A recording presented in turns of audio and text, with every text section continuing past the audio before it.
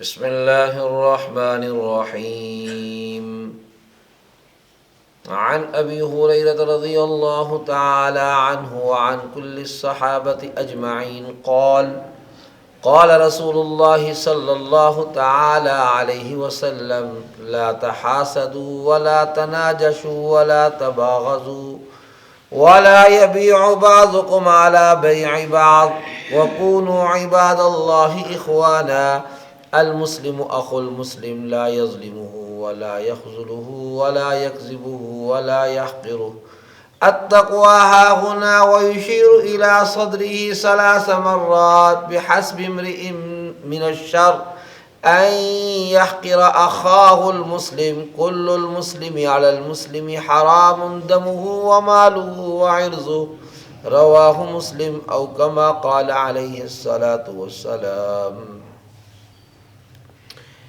عزیز سامعین، درس حدیث شریف کی اس مجلس میں آقا دو جہاں سرور کونین صلی اللہ علیہ وسلم کے مجموعہ فرامین میں سے ایک حدیث مبارکہ نقل کی ہے۔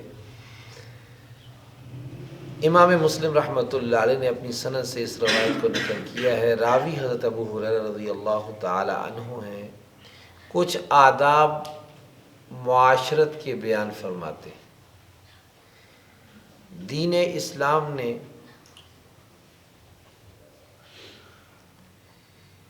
عقائد، عبادات، معاملات، معاشرت اور اخلاقیات، ان پانچوں کے متعلق جو پورا دین ہے، ان پانچوں کے متعلق آداب اور اصول و ضوابط بیان فرمائے۔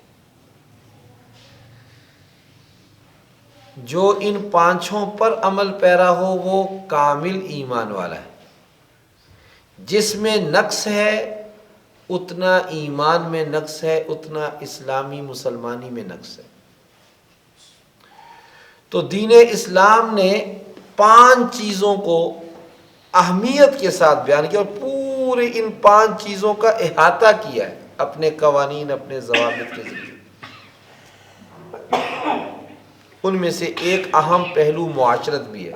معاشرت کسے کہتے ہیں؟ رہن سہن، طور طریقہ، اس کے انداز، اس کے اصول۔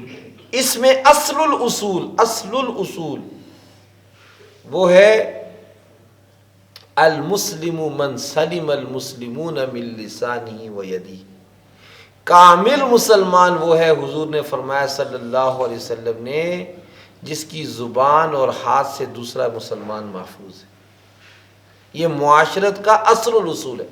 استاذی المکرم حضرت مفتی محمد رفیع العثمانی حفظہ اللہ تعالی عنہ اکثر اپنی گفتگو میں فرمایا کرتے، بھائی معاشرت کا اصل الاصول یہ ہے کہ زبان اور ہاتھ سے دوسرے کو تکلیف نہ ہو۔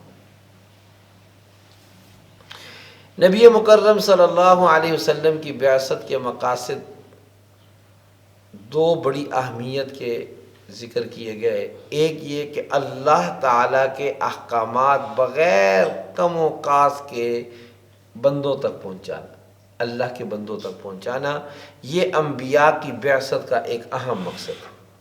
اور دوسرا مقصد یہ تھا کہ ان کے اخلاق کو بہتر سے بہتر بنانا۔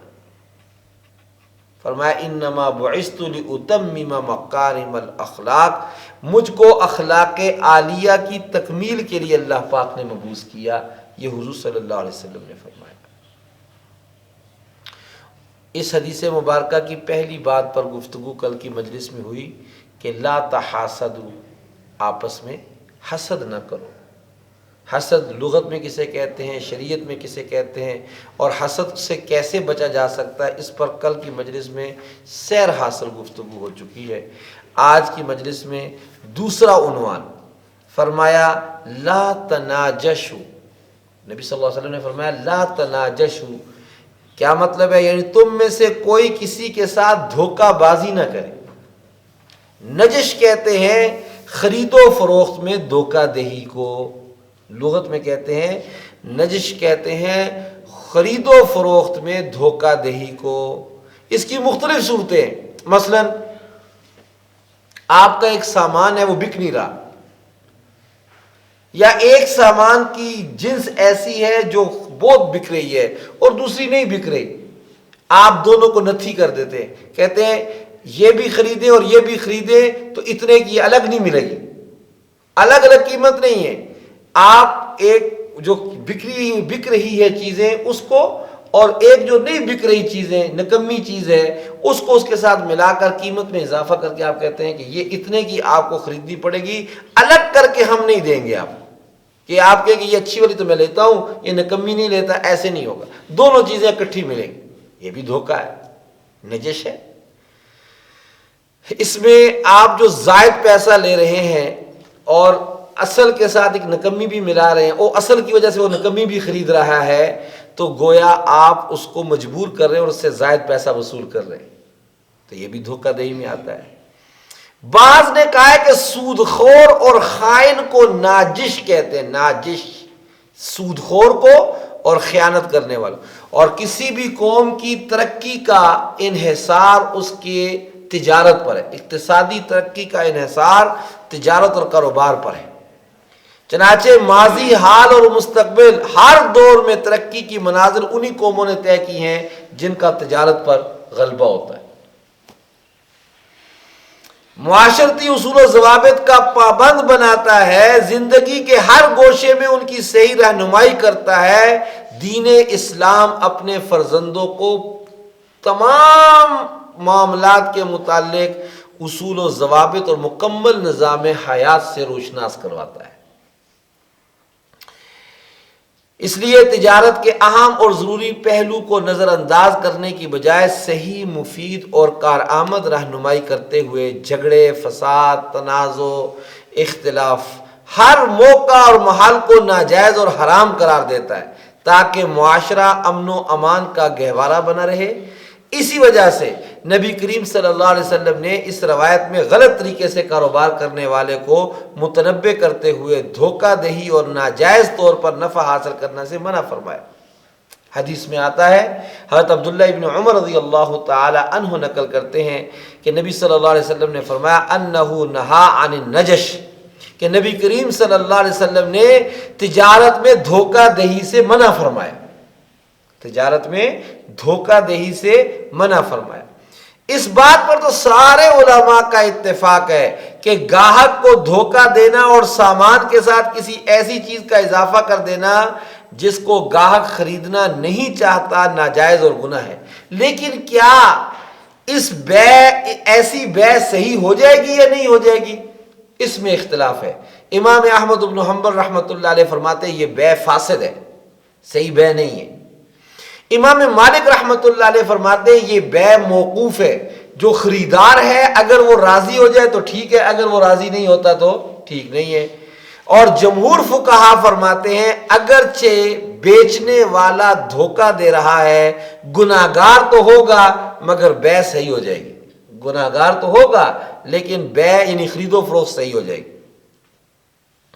یہ تو دو قول ہو گئے۔ تیسرا قول لا تناجشو کا یہ بھی ہے، بعض علماء نے کہا ہے کہ یہ صرف خرید و فروخت کے ساتھ خاص نہیں ہے، بعض محدثین نے فرمایا لا تناجشو کا مطلب ہے لا تخادعو، دھوکہ نہ دو، مطلقاً دھوکہ نہ دو، زندگانی میں چاہے وہ خرید و فروخت سے متعلق ہو یا بقیہ معاملات میں ہو، دھوکہ دہی سے اپنے آپ کو بچاؤ۔ حدیث میں آتا ہے جناب نبی کریم صلی اللہ علیہ وسلم نے فرمایا من غشنا فلیس منا والمکر والخداع فی النار، آپ نے فرمایا جو مسلمانوں کے ساتھ دھوکہ کرے وہ ہم میں سے نہیں، فرمایا مکر و فریب اور دھوکہ دہی جہنم میں پہنچنے کا ذریعہ ہے۔ تو دھوکہ اور مکر و فریب کے ذریعے کسی مسلمان کو نقصان پہنچانا بے انتہا ذلیل اور قابل نفرت جرم ہے، جس کا مرتکب اللہ پاک کی رحمت سے محروم ہو جاتا ہے اور ہمہ وقت اس کے اوپر اللہ پاک کی لعنتیں برستی ہیں، یعنی اللہ کی رحمت سے دوری ہوتی ہے۔ فرمایا ترمذی شریف کی روایت ہے، فرمایا ملعون من زار مسلما او مکر بہ، ملعون ہے وہ شخص یعنی اللہ کی رحمت سے دور ہے وہ شخص جو کسی مسلمان کو دھوکہ دے یا اس کے ساتھ مکر و فریب کرے۔ ایک عربی شاعر ہیں، وہ کہتے ہیں لیس دنیا الا بدین ولیس الدین الا بمقارم الاخلاق، انما المکر والخدیعۃ فی النار ہما من خصال اہل النار. دنیا کی درستگی دین ہی کے ذریعے ممکن ہے. دنیا کی درستگی دین ہی کے ذریعے ممکن ہے، اور دین کی درستگی اخلاق عالیہ کے ساتھ منسلک ہے. یعنی اخلاق اچھے ہوں گے تو دین اچھا ہوگا. اور مکر و فریب اور دھوکہ دہی جہنم میں پہنچنے کا ذریعہ ہے. یہ دونوں منافقین اور اہل دوزخ کی عادتیں ہیں. اگرچہ اسلام تو ہمیں اسی بات کی تعلیم دیتا ہے، لیکن ہم ذرا کچھ دیر کے لیے سوچیں. آج کل دھوکہ دینا ایک فیشن سمجھا جاتا ہے. جو آدمی سچ بولتا ہے، امانت اور دیانت کے ساتھ بات کرتا ہے، اس کو بے وقوف سمجھا جاتا ہے، احمق سمجھا جاتا ہے. اور جو چھل فریبی کا معاملہ کرتا ہے، دھوکہ دہی کا معاملہ کرتا ہے، لوگ اس کو سمجھتے ہیں واہ یہ تو بہت ابن الوقت ہے، زمانے کا فرد ہے، اور یہ بہت تیز تراز اور کمال تجارت کو سنبھالنے والا ہے.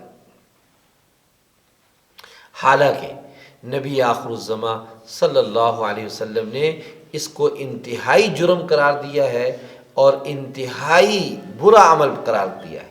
اللہ تعالی ہم سب کو اپنی معاشرت دھوکہ دہی سے پاک رکھنے کی توفیق عطا فرمائے، اور اپنی معاشرت کو امانت، دیانت اور سچائی کے اوصاف کے ساتھ متصف رکھنے کی توفیق عطا فرمائے.